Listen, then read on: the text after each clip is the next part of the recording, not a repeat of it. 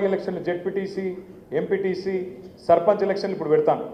మీరు ఫస్ట్ నాకు ఇవ్వాల్సిన మాట ఏంటంటే అన్ని పంచాయతీలు పక్కకు పెట్టి ఇక్కడ నేనా నువ్వా కాదు, నేను మొదటి నుంచి ఉన్నా, నేను మధ్యలో వచ్చినా, నేను తర్వాత వచ్చినా కాదు.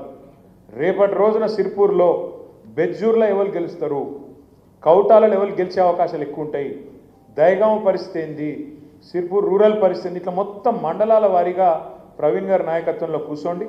మీరే మంచిగా బ్రహ్మాండంగా సమిష్టిగా నిర్ణయం తీసుకొని అభ్యర్థులను ఎంపిక చేయండి. పార్టీ మద్దతు కూడా మీకు తప్పకుండా ఉంటుంది.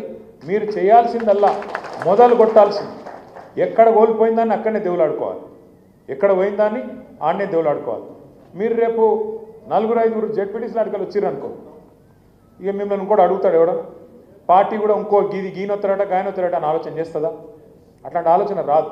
ఎప్పుడు మీరు ఇక్కడికి వచ్చిన వాళ్ళు, ఇప్పుడు మీరు 400 కిలోమీటర్లు దగ్గర 200 మంది ఇంత కమిట్మెంట్తో అర్ధరాత్రి బయలుదేరి ఇక్కడికి వచ్చింది. తమ్ముడు మనోహర్ చెప్పిండు, మా భార్య అనేది బండి పోతుంది, నువ్వు ఎక్కువ జల్ది పో అన్నది అన్న చెప్తున్నాడు. నేనేమంటున్నాను, గంత ప్రేమ గంత కమిట్మెంట్ ఉన్నప్పుడు మరి పక్కన మన పంచాయతీలు, మన చిన్న చిన్న ఇవన్నీ పక్కకు పెట్టి ప్రవీణకే ఇప్పుడు నేను బాధ్యత అప్పచెప్తా. మీరు వెంటనే మీరు అర్జెంటుగా ఈ ఎలక్షన్లో మీ సత్తా మొదలు చూపండి. మళ్ళా కొడతాం. ప్రజలు చాలా కోపంగా ఉన్నారు, అది కూడా చెప్తున్నా మీకు నేను. ప్రజలు కోపంగా ఉన్నారు. కాంగ్రెస్ ఓడవడన్న ప్రచారానికి వస్తే తన్నటట్టే ఉన్నారు. నిజంగా చెప్తున్నాను, సెక్యూరిటీ లేకుండా రేవంత్ రెడ్డి దొరికినా కూడా తంతారు, గట్టున్నది కథ. నేను ఉత్తగా చెప్తలేను, నేను చూస్తున్నా, నిజంగా చెప్తున్నా. ఆ వీడియోలలో తిట్లు ఏందా నాకు అర్థం కాదు.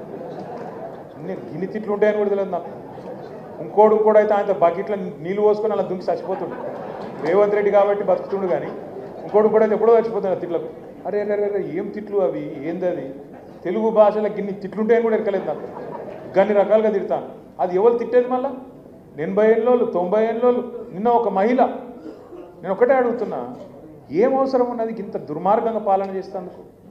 నిన్న ఒక ఊళ్ళో కొడంగల్లో భూములు అంటే ఒక్క ఊళ్ళో 110 ఎకరాలు కావన్నట్టు రేవంత్ రెడ్డికి. ఆ 110 ఎకరాల కోసం 400 మంది పోలీసులు పంపుతావు. 400 మంది ఊళ్ళో ఉన్నది పాపం ఎంతమంది ఉన్నారు వాళ్ళ తాండాల, వాళ్ళంతా లంబాడ సోదరులు, లంబాడ ఆడబిడ్డలు. వాళ్ళ మీదకి మొన్ననే పగబట్టి 40 రోజులు జైలుకి పంపిండి 40 మందిని. మళ్ళీ సిగ్గు లేకుండా మళ్ళీ అదే ఊరికి 400 మంది పోలీసులను పంపి ఇది పోలీస్ రాజ్యం అన్నట్టు హుకుమత్ చేస్తూ ఉన్నాడు.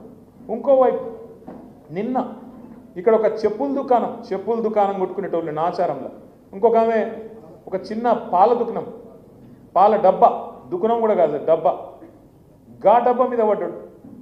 అంటే ఇక పేదోళ్ళు బతకద్దా తెలంగాణలో? 10 ఏళ్ళు కేసీఆర్ గారికి ఇట్లాంటి గలీజ్ పనులు ఏమైనా చేసిండా? పేదోళ్ళు కడుపులో పెట్టుకొని చూసుకున్నాడు. రైతుకు టైంకు పైసలు ఇచ్చిండు. కరోనా వచ్చినా ఏమొచ్చినా రైతును కడుపులో పెట్టుకొని చూసుకున్నాడు. పేదవాడి సంక్షేమం చూసిండు. కళ్యాణ లక్ష్మి ఆగకుండా చూసిండు. మీకు నెల వచ్చే పెన్షన్ పైసలు ఆగకుండా చూసిండు. ఇంత బాగా చూసుకుంటే ఈయన ఏం చేసిండు రేవంత్ రెడ్డి? అంతకంటే ఎక్కువ ఇస్తా అని చెప్పిండు. కేసీఆర్ 2000 ఇస్తుండు, నేను 4000 ఇస్తా. కేసీఆర్ రైతు బంధు 10,000 ఇస్తుండు, నేను 15,000 ఇస్తా అన్నాడు. కేసీఆర్ కళ్యాణ లక్ష్మి 1,00,000 ఇస్తుండు, మీదికెళ్ళి తులం బంగారం ఇస్తా అని చెప్పిండు. కేసీఆర్ బిడ్డ ఉడేటప్పుడు ఇస్తాడు కళ్యాణ లక్ష్మి, నేను నువ్వు లగ్నపత్రిక పెట్టుకోగానే ఇస్తా అన్నాడు. దీన్ని మాటలు చెప్పి ఫ్రీ బస్ అని, అల్లమని, బెల్లమని, రుణమాఫీ అని 420 హామీలు ఇచ్చి ఆఖరికి ఇవాళ అత్యవసర మార్కులతో వచ్చిండు, ముఖ్యమంత్రి అయింది. కానీ ఇవాళ ఏమైందో తెలంగాణ ప్రజలకు సంవత్సరం లోపల అందరికీ అర్థమైంది. కాగజ్ నగర్ కావచ్చు, అలంపూర్ కావచ్చు, ఆదిలాబాద్ కావచ్చు, నారాయణ ఖేడ్ కావచ్చు, కోదాడ కావచ్చు, భద్రాచలం కావచ్చు, నలుమూలల తెలంగాణలో అందరికి ఒక విషయం అర్థమైంది. రేవంత్ రెడ్డి కాంగ్రెస్ ప్రభుత్వం వీళ్ళు మాటల మనుషులే తప్ప చేతల మనుషులు కాదు. అందుకే మీకు ఇవాళ కాగజ్ నగర్లో 3 ఉండొచ్చు కాంగ్రెస్ నాయకులు, 4 ఉండొచ్చు, ఎంతమంది సిపాయిలని ఉండొచ్చు, కానీ ఒక్కడికి కూడా 4 ఓట్లు తీసుకునే పరిస్థితి లేదు. అది మాత్రం పక్క. ఎందుకంటే మంట మీద ఉన్నారు ప్రజలు. ఏడ దొరుకుతారా కాంగ్రెస్ వాళ్ళని?